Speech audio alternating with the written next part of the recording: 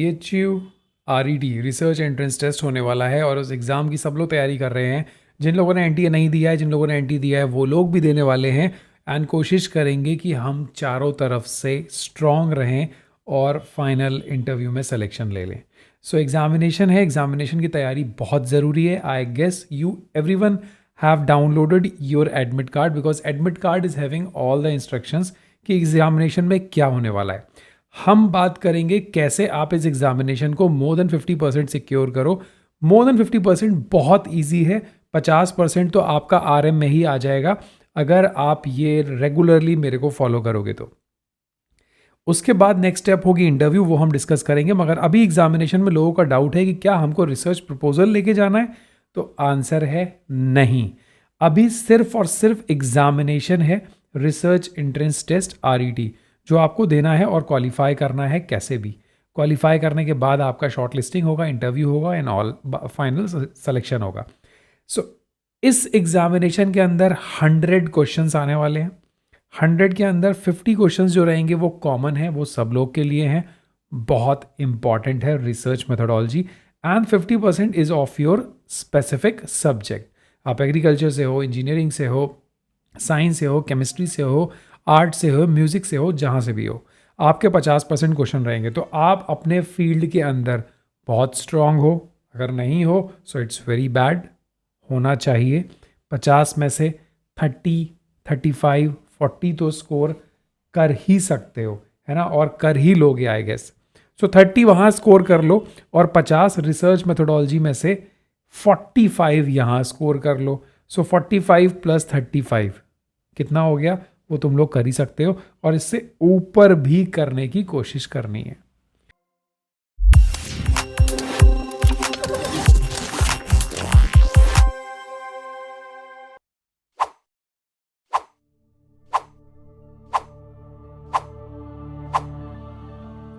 तो चलिए आज हम डिस्कस करते हैं रिसर्च मेथोडोलॉजी के क्वेश्चंस जो कि बहुत ज़रूरी हैं और जो ऑलरेडी BHU के अंदर आ चुके हैं। यहाँ पे लिखा हुआ है correct marks 3 but wrong marks 1, but now the pattern has been updated. अभी कोई भी नेगेटिव मार्किंग नहीं है, only the +4 marks you will get if your answer will be right. Wrong answer के no negative marking at all. So research methodology के 50 questions होंगे। So we'll discuss about the research methodology. वैसे मैंने research methodology की पूरी lecture series डाल रखी है, आप देख सकते हैं। प्लस इसकी सारी इंफॉर्मेशन, इसका पूरा कोर्स है। अगर कुछ भी नहीं करना तो इन सारे लेक्चर्स को ध्यान से सुन लेना, तुम्हारे 50 में से 30 तो 100% श्योर होंगे। और अगर पूरा course with notes with PPT देखना चाह रहे हो so you can just take the research methodology course, उसका लिंक भी डिस्क्रिप्शन में मिल जाएगा। तो चलिए कुछ बेसिक क्वेश्चंस पहले देख लेते हैं। द क्वेश्चन है what is research design. Research design क्या है? सिंपल सा क्वेश्चन है यार, बट ऑप्शंस लंबे होते हैं इसीलिए कन्फ्यूजन हो जाता है। So your objective is to choose the best possible option. देखिए, a way of conducting research that is not grounded in theory. पहली लाइन तो देख के लग रहा था कि ये आंसर सही होगा, वे of conducting research, very good, but that is not grounded in theory. इसने आंसर को गलत कर दिया। सेकेंड है the choice between using qualitative and quantitative और क्वांटिटेटिव मेथड। नहीं भाई, research design is not using the method, कोई भी मेथड हो सकता है। डिज़ाइन से आप समझ ही पा रहे हैं what structure you will follow in your research is the research design. Third option देखिए, the style in which you present your research finding that is a graph, बिल्कुल ही गलत। रिसर्च डिज़ाइन में आप ग्राफ क्यों रिप्रेजेंट करेंगे अपने findings में? That is completely a wrong statement. A framework for every stage of the collection analysis of data, yes. Why framework? Frame, research design is a framework. Design कब बनती है? For example I can like take an example of a house. एक घर का design कब बनता है? When you have a framework like we want to finalize our house in this location in this area, यहाँ पर ये होगा ये होगा। So it is a very, पहले हम बेसमेंट से स्टार्ट करेंगे, फिर ये चीज़ें लेंगे, फिर ये सामान लगाएंगे, etcetera etcetera. So that is your layout, design, infrastructure जो बनता है, correct. So what is research design? Framework. Research design होती है आप स्टार्टिंग से आप क्या क्या चीज़ें करने वाले हैं, पूरा चीज़ें कैसे करोगे, कैसे डेटा कलेक्ट करोगे, कैसे एनालाइज करोगे. So this is the correct answer, right. Move on to the next. The study design of collecting data at a particular point of time is called. See, this is like a direct statement and ऐसे statements को आपको याद करना पड़ेगा. अगर आप किसी particular time पे डेटा कलेक्ट कर रहे हैं तो उसको क्या बोलते हैं? This is called a cross sectional study. Longitudinal study अलग होती हैं. ट्रेंड स्टडी बिल्कुल ही, cohort study is all together related to the clinical studies. But you have to remember this collection of data at, जैसे example मुझे देखना है कि इन्फ्लुएंजा के केसेस या डेंगू के केसेस किस मंथ में ज़्यादा होते हैं. तो मैं क्या करूँगा, हर month at the end of the month मैं कलेक्ट करूँगा कितने डेंगू के पॉजिटिव केस आए हर महीने. ठीक है. सो पर्टिकुलर टाइम, बट मैं देखूँगा कि लाइक रेनी सीजन में ज़्यादा है, समर्स में ज़्यादा है, विंटर्स में ज़्यादा है. So this is called a cross sectional study, right. The value of middle position of a distribution of value is called. देखिए अब ये सब कुछ मैं यहाँ ले चुका हूँ लेक्चर्स में. I just want to show you कि कैसे चीज़ों को आपको पढ़ना है. This is very important. You can see this is a lecture 9 mean mode median. तो आपको सिर्फ ये सुनना है जाने से पहले. ठीक है. क्या होता है मीन, क्या होता है मीडियन, क्या होता है मोड, विद एग्जाम्पल सारी चीज़ें समझा रखी हैं. कैसे कैलकुलेट करते हैं. हो सकता है अभी जो क्वेश्चन आ रहा है वो पूछ रहा है सिर्फ और सिर्फ डेफिनेशन, बट हो सकता है कल को वो 2 वैल्यूज़ दे दे और आपसे बोले आप कैलकुलेट करिए. So you must know the things. यहाँ पे आप जब सुनेंगे, देखिए 50% below, 50% above, this is median. So ये लेक्चर आपको पूरा सुनना है. अगर आप ये नहीं सुनेंगे so it can be possible कि क्वेश्चंस इधर उधर से चेंज हो जाए. So this is one of an example, but the solution is this link. चलो move on to the next. In order to pursue research with the following is priority requirement. क्या ज़रूरी होता है? कोई भी रिसर्च को आपको स्टार्ट करना है, मीन्स अभी आपका रजिस्ट्रेशन होने वाला है, रजिस्ट्रेशन होगा तो सबसे पहली चीज़ क्या होगी? आंसर्स देखते हैं, ये टिक को भूल जाओ. Develop a research design, formulate a research question, deciding about the data analysis or formulating a research hypothesis. देखो रिसर्च डिज़ाइन कब बनेगी? When you will going to register in a department, आपका DRC हो जाएगा, आपका गाइड रेडी हो जाएगा, आपको बता देगा ये करना है. Then you will formulate the design. और वो बताएगा कब? जब आपकी एक हाइपोथेसिस बन जाएगी. हाइपोथेसिस कब बनेगी? जब आपके गाइड के पास एक दिमाग में क्वेश्चन होगा, because I want to do this particular work for the next PhD student. So formulate a research question. जब तक एक क्वेश्चन नहीं होगा you can not continue to finalize your hypothesis, to finalize your design. So this is very important. The priority requirement is to formulate the research question, right. So this is the priority requirement. Now which of the following is the basis of the quality of research journal? देखिए कितना easy है. आप किस basis पे एक अच्छी journal की quality को चूज करेंगे? Impact factor, H index, G index, i ten index. देखिए H index, G index and i ten index, this is for the authors. ये ऑथर्स के ऊपर होता है कि उनका पेपर 10 बार साइट हुआ. I10 इंडेक्स 10 टाइम साइट हुआ. इम्पैक्ट फैक्टर जर्नल का होता है. तो आपको याद रखना है impact factor is the answer for this question.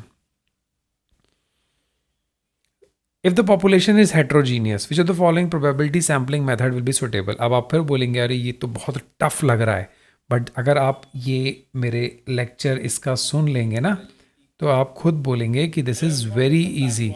This is report writing, this is sampling design. ठीक है. सैम्पलिंग डिज़ाइन जब आप देखेंगे, ये तो पुराने क्वेश्चंस हैं जिसको मैंने डिस्कस किया था.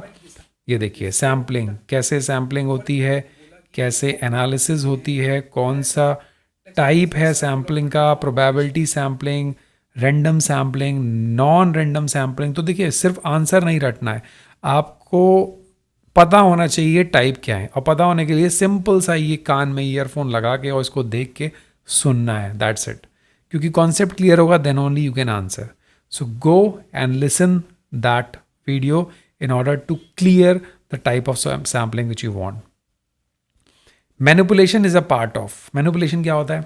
हम डेटा चेंज करें। फॉर एग्जांपल हम कोई रिसर्च कर रहे हैं, हमको रिजल्ट्स ठीक नहीं मिल रहे, हम सोच रहे थे कि सारी वैल्यूज़ 100 के ऊपर जाएं, बट कुछ वैल्यूज़ 40 आ रही हैं, कुछ वैल्यूज 250 आ रही हैं।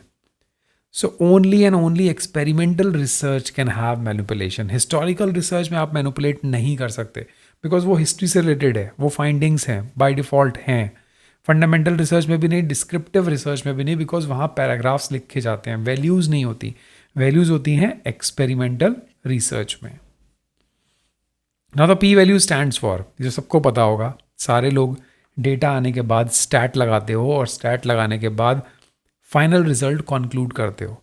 अगर P value less than equal to 0.05 नहीं है, so that data is not significant, and significant is very important. So P value stand for the probability value, and probability बहुत ज़रूरी है। आप किसी भी स्टैटिस्टिकल सॉफ्टवेयर यूज़ कर रहे होगे, your P value must be less than 0.5। 0.5 नहीं, 5% से ज़्यादा चेंजेस हैं तो it is not significant. So correct, P value का मतलब होता है प्रोबेबिलिटी वैल्यू, और पी हमेशा इटैलिक्स में लिखा जाता है। ये मैं आपको एडिशनली बता देता हूँ।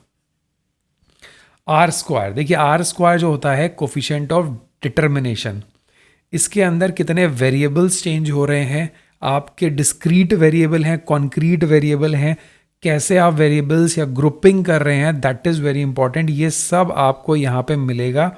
आप ये research design, research problem, sampling design, data analysis, इन जब 5 पार्ट्स को चेक करेंगे, so you will get to know. Now move on to the next. Rejection of null hypothesis with when it is true leads to. देखो, null hypothesis ये होती है कि मैंने अभी डिसाइड किया है कि if I will do this work, if I will start my objectives, अगर मैं ये चाह रहा हूँ कि ये पर्टिकुलर XYZ मेरे पास कंपाउंड है, ये प्लांट है, इसकी ये एक्टिविटी है, और अगर ये सही है तो जब मैं एनिमल मॉडल चेक करूँगा तो मुझे ये रिजल्ट्स मिलेंगे। ये एक्टिविटी है, ये करूँगा तो ये मिलेंगे। This is null hypothesis. So इसके 2 एरर्स होते हैं, टाइप 1 और टाइप 2। टाइप 1 मतलब फॉल्स पॉजिटिव, चीज़ ठीक थी बट एक्चुअली ट्रू थी, बट वो अचीव नहीं हो पाई।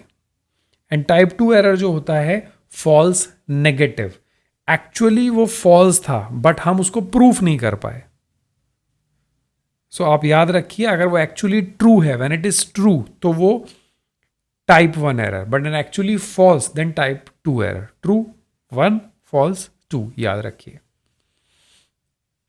ग्राउंडेड थ्योरी डेटा एनालिसिस क्या होता है, ये याद करना पड़ेगा। This is an open coding, correct, ये आपको याद करने वाली चीज़ें। बेसिक रिसर्च इज, देखो बहुत सारे आंसर्स होंगे बट आपको बेस्ट चूज करना है।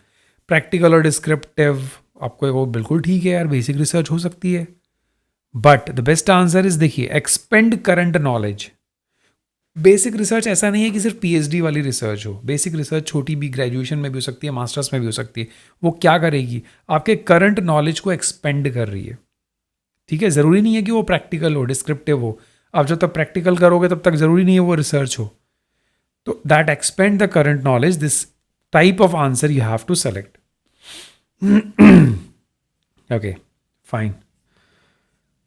देखिए, independent variable is defined as, देखिए ये सारे वेरिएबल्स को लेके आप यहाँ जब देखेंगे ना, research problem, introduction, research design, sampling design, kick start your journey, इसके अंदर आपको सब कुछ मिलेगा। तो आई रिक्वेस्ट कि यार सारे एक बार रीड आउट कर डालो, जिससे कि कुछ भी प्रॉब्लम नहीं आए। Which the following statement is false for research. Research design is a logical and a systematic plan for the research study. देखने में तो सही लग रहा है। Applied research is conducted to solve theoretical problem, but उसने पूछा है फॉल्स, इसीलिए मुझे ठीक लग रहा है। देखो, फर्स्ट भी ठीक है। Basic research is a fundamental research, सही है। Hypothesis a statement that is tested for validity, बिल्कुल सही।